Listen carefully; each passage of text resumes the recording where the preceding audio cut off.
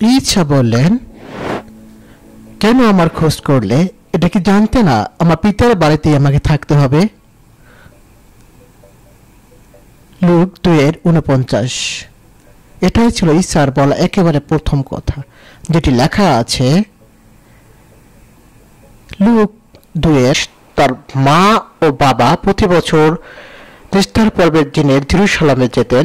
তারা 12 বছর বয়স হলে তার রীতি অনুসারে পর্বের জন্য জেরুসালেমে গেলেন এবং পর্ব শেষ করে যখন তারা ফিরে আসছিলেন তখন বালক ঈসা জেরুসালেমে থেকে গেলেন আর তার বাবা মা সেটা জানতে পারলেন না।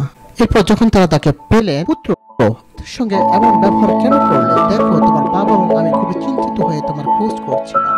এর উত্তরে তিনি বললেন, কেন আমার খোঁজ করলে? এটা কি জানতে না আমার পিতার বাড়িতেই আমাকে থাকতে হবে?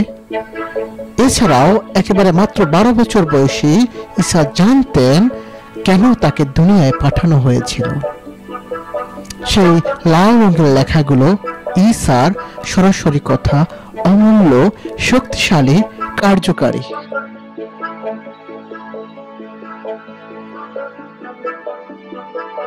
ভিজিট করুন wajidforme.com। প্রার্থনা, প্রশ্ন, নাজাত।